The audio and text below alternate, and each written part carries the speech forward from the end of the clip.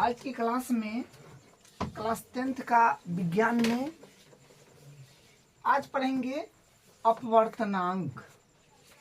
ठीक है, अपवर्तनांक यानी रिफ्रैक्टिव इंडेक्स।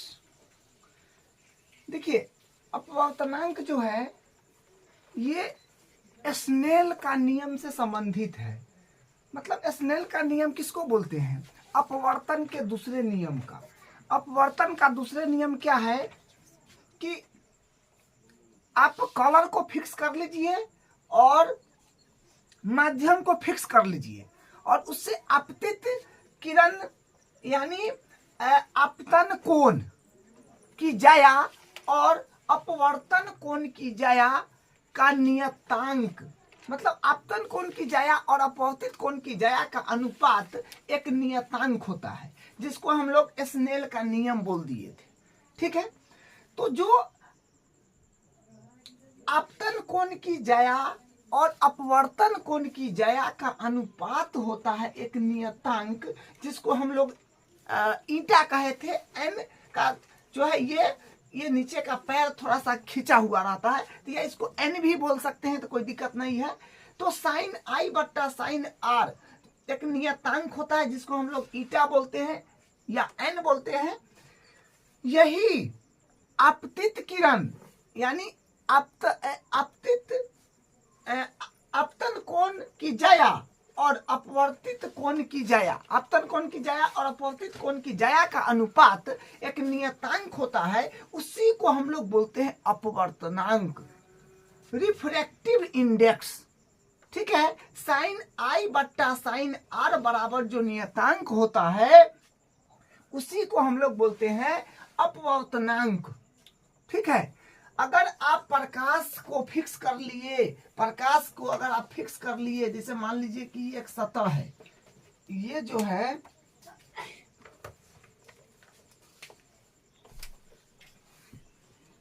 ये एक सतह है और हम यहां से ये मान लीजिए कि हम प्रकाश को फिक्स कर लिए कि ये प्रकाश है, ये मान लीजिए ये प्रकाश है लाल, फिक्स कर लिए। ठीक है, और ये जो है ये माध्यम वायु है, तो वायु जो होता है ये हमेशा होता है विरल। ठीक है, नीचे मान लीजिए ये कांच है। ठीक है, तो ये हमेशा होता है सघन। ठीक है, तो प्रकाश से किरण को हम यहाँ भेजे, तो यहाँ पर एक बिंदु पर टकराया, ये आपतन बिंदु, यहाँ से हम एक अभिलंब खींच दिए। ठीक है, तो ये मान लीजिए कि ये यूं आ गया, यूं आ गया, यूं आ गया। तो अगर आप प्रकाश को फिक्स कर लिए जो लाल है और माध्यम के युग्म को फिक्स कर लिए कि यहाँ पर विरल है और यहाँ पर सघन है, कहीं से भी प्रकाश भेज दीजिए। जैसे अभी हम यहाँ से भेजे हैं, तो अभिलंब के साथ इसका कोण और अभिलंब के साथ इसका कोण का अनुपात हमेशा एक फिक्स वैल्यू आता है जो नियतांक होता है। अगर आप इसको यहाँ से काहे नहीं भेज, यहाँ से भी भेज दीजिएगा, अगर ऐसे भेज दीजिएगा, यहाँ से नहीं भेज के यहाँ से भेज दीजिएगा, तो ये यूं झुक जाएगा, यूं झुक जाएगा। तो ये भी क्या होगा कि एक नियतांक इसका यहाँ से इस अभिलंब के साथ इसका कोण और इसका अभिलंब के साथ कोण का एक नियतांक होगा। वही स्नेल का नियम कहता है कि अगर आप प्रकाश यानी वर्ण, वर्ण मतलब प्रकाश, प्रकाश को फिक्स कर लीजिए और माध्यम का युग्म फिक्स कर लीजिए, तो आपतित आपतन कोण की जाया और अपवर्तित कोण की जाया का अनुपात हमेशा एक नियतांक होता है। इसी के वैल्यू को हम लोग बोलते हैं अपवर्तनांक। तो अपवर्तनांक को कैसे परिभाषित करेंगे, ये मुद्दा है। ठीक है, अपवर्तनांक को कैसे परिभाषित करेंगे? देखिए, अपवर्तनांक में आपको लिखा मिलेगा, आप जान गए कि अपवर्तनांक मतलब एन या ईटा। ठीक है, अपवर्तनांक मतलब एन या ईटा या एन बोलिए, तो N12 अपवर्तनांक को डिनोट करने का तरीका है, आपको N12 दे देगा, एन के साथ कोई भी वैल्यू दे देगा। ठीक है, तो N12, तो N12 का मतलब हुआ कि पहले वाला का दूसरे के सापेक्ष। ठीक है, पहले वाला का दूसरे के सापेक्ष, 1 2 का मतलब हुआ कि पहले वाला का दूसरे के सापेक्ष अपवर्तनांक। ठीक है, तो देखिए n1 2 का मतलब क्या लिखा हुआ है, माध्यम 1 का अपवर्तनांक माध्यम 2 के सापेक्ष। ठीक है, जो यहाँ पहले पहले रहेगा उसका बाद वाला के सापेक्ष हो जाता है। ठीक है, n1 2 का मतलब क्या हुआ कि माध्यम 1 का अपवर्तनांक माध्यम 2 के सापेक्ष बराबर माध्यम 2 में प्रकाश की चाल बट्टा माध्यम 1 में प्रकाश की चाल। बस यही है इसका जो है परिभाषित करने का तरीका। ठीक है, कि अगर n1 2 लिखा हुआ है तो माध्यम 1 का अपवर्तनांक मतलब पहले वाला का दूसरे के सापेक्ष, और जब प्रकाश की चाल में आएंगे, क्योंकि इसमें प्रकाश का वेग क्या है, प्रकाश का चाल क्या है, तो इसमें हो जाएगा बाद वाला ऊपर, बाद वाला ऊपर और पहले वाला नीचे हो जाएगा। ठीक है, बस इतना बात ध्यान आपको रखना है कि अगर चाल कहे, वेग कहे अगर प्रकाश की, तब जो बाद वाला है ऊपर और ये पहले वाला है वो नीचे।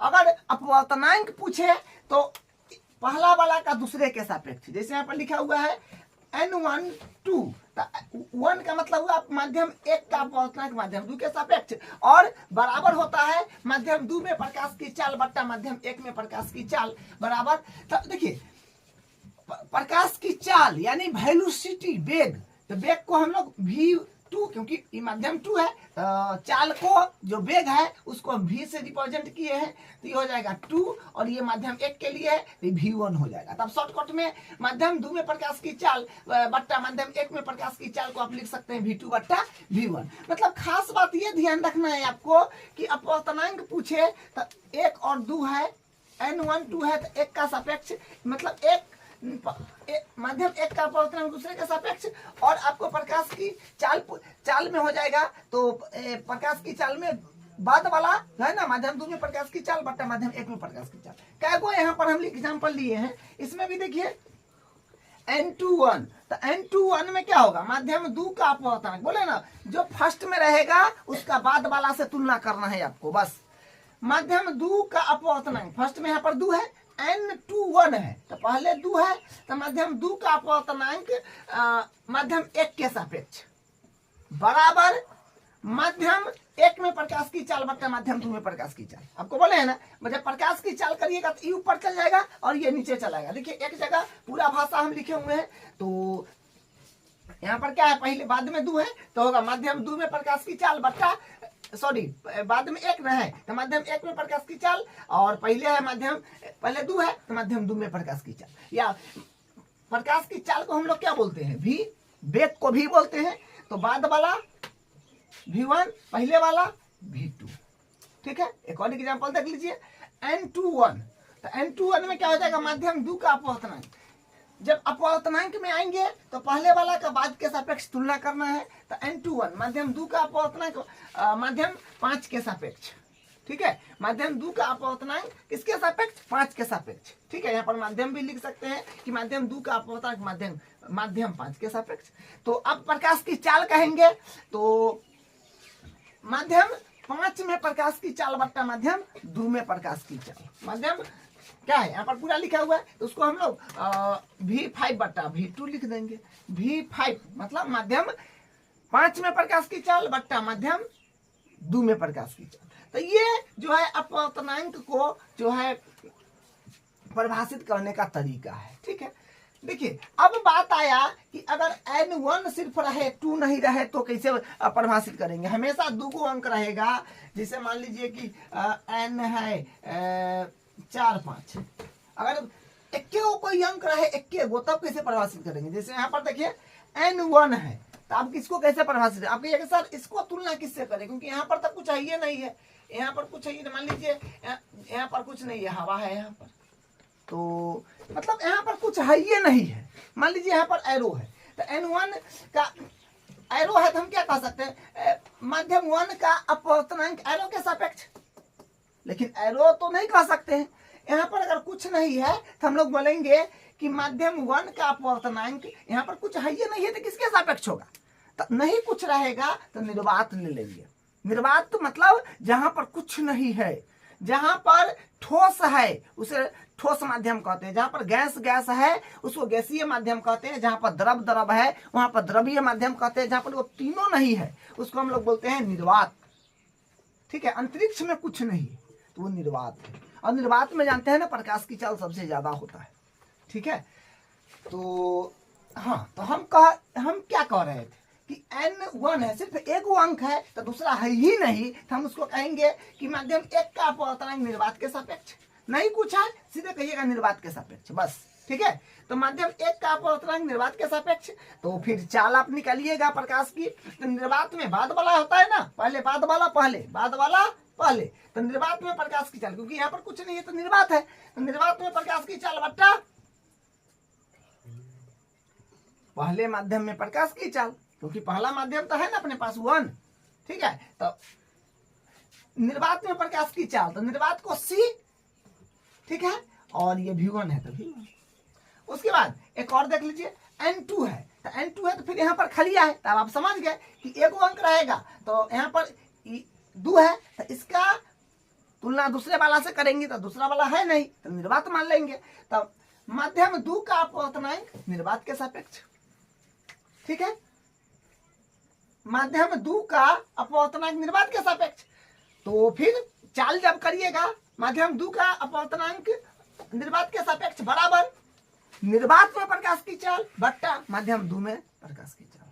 ठीक है, चाल जब भी आएगा तो बाद वाला ऊपर और पहले वाला नीचे, याद रखिएगा। और जब तुलना करेंगे अपवर्तनांक का तो पहला वाला को दूसरे के साथ, जैसे लिखा है माध्यम 2 का अपवर्तनांक निर्वात के सापेक्ष। ठीक है, इसको थोड़ा गौर से समझिए, क्योंकि पूरी विज्ञान में सबसे भारी अपवर्तनांक को ही माना जाता है। ठीक है, चलिए, हाँ, तो ये बात यहाँ पर एक इंटरेस्टिंग बात आएगा कि अगर किसी भी माध्यम का अपवर्तनांक अगर आप निर्वात के साथ ले रहे हैं ना, तो उसी को हम लोग बोलते हैं निरपेक्ष अपवर्तनांक। क्या सुनिए, अगर किसी माध्यम का अपवर्तनांक अगर आप निर्वात के सापेक्ष ले रहे हैं तो वो हो जाएगा निरपेक्ष अपवर्तनांक। जैसे यहाँ पर ये दोनों में हम माध्यम 1 का अपवर्तनांक किसके साथ निकाले हैं, तो निकाले हैं निर्वात के सापेक्ष, तो इसको बोलते हैं हम लोग निरपेक्ष अपवर्तनांक। अगर किसी भी माध्यम का अपवर्तनांक अगर निर्वात के साथ हम निकाल रहे हैं तो वो हो जाएगा निरपेक्ष अपवर्तनांक। देखिए डिफिनीशन यहाँ पर लिखा गया है, निरपेक्ष अपवर्तनांक क्या है, निरपेक्ष अपवर्तनांक। आप तो जान गए कि निरपेक्ष अपवर्तनांक वो होता है जिसका अपवर्तनांक अगर किसी का अपवर्तनांक अगर हम निर्वात के साथ निकाल रहे हैं तो वो होता है निरपेक्ष अपवर्तनांक। लेकिन भाषा भी देख लीजिए, किसी भी माध्यम का अपवर्तनांक निर्वात के सापेक्ष लिखते हैं तो उसे हम कहते हैं निरपेक्ष अपवर्तनांक। जो बताए हैं वही तो लिखा हुआ है, किसी भी माध्यम का अपवर्तनांक अगर आप निर्वात के सापेक्ष लिख रहे हैं तो उसे हम निरपेक्ष अपवर्तनांक कहते हैं। ठीक है, अब हम कुछ आगे करते हैं। जैसे देखिए जो किए हैं उसी से कुछ बनाते हैं, इधर उधर करके देखिए क्या बनता है। N12 है यहाँ पे, N12 बराबर V2 बट्टा V1। N12 को हम लोग क्या निकाले हैं, N12 वाला यही ना है, क्या निकाले हैं, N12 का क्या आया था V2 बट्टा V1, वही ना लिखा हुआ है, N12 बराबर V2 बट्टा V1। मतलब माध्यम 1 का अपवर्तनांक माध्यम 2 के सापेक्ष V2 बट्टा V1, माध्यम 2 में प्रकाश की चाल बट्टा माध्यम 1 में प्रकाश की चाल, सब लिखा हुआ है आपके सामने। तो N12 है ना, N12 के बदला क्या लिखा गया है, V2 बट्टा V1 सेम लिखे हैं। फिर उसके बाद है N21, तो N21 क्या लिखा हुआ है, N21 का V1 बट्टा V2, तो वही ना लिखे हैं N21 बराबर V1 बट्टा V2। N21 को क्या लिखा हुआ है, V1 बट्टा V2 लिख दिए। फिर एक निकाले हैं यहाँ पर हम लोग N, इसको छोड़ दिए, इसको आप लिखना चाहे लिख सकते हैं।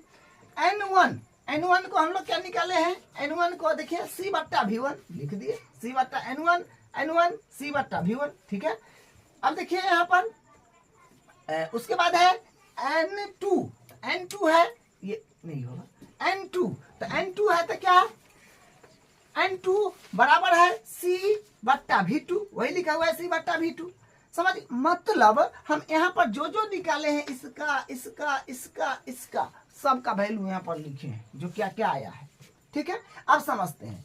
अगर मान लीजिए यहाँ पे हाँ देखिए, हम लोग अगर इसका बट्टा इसके साथ करें तो क्या होगा? सामने है n1 बट्टा, या पहले n2 बट्टा n1 करें। चलिए n2 बट्टा n1, n2 मतलब n1 और n2 को हम बट्टा ले रहे हैं, तो n2 ऊपर है और n1 नीचे है, तो आप कहिएगा सर n2 बट्टा n1 करिएगा तो एकर वैल्यू बट्टा एकर वैल्यू, इससे ही कट जाएगा, ये पलट करके, क्योंकि क्रॉस मल्टीप्लाई जब होता है पलटता है तो ये ऊपर चल जाएगा, ये नीचे चलाएगा। तो v1 बट्टा v2 एक्चुअल में क्या होता है? v1 बट्टा कटने के बाद तो v1 बट्टा v2 आया। अब देखो यहाँ से v1 बट्टा v2 क्या होता है? v1 बट्टा v2 क्या होता है? v1 बट्टा v2 तो होता है सर n2 मैंने लिखा गया है, लेकिन अब देखिए तो इसी के बदला में ना ये आया है, तो इसका कनेक्शन जो है इससे बन गया, तो क्या लिख दिए n21 बराबर n2 बट्टा n1, मतलब n21 का मतलब माध्यम 2 का अपवर्तनांक 1 के सापेक्ष, माध्यम 2 का अपवर्तनांक 1 के सापेक्ष निकलना है, तो क्या होगा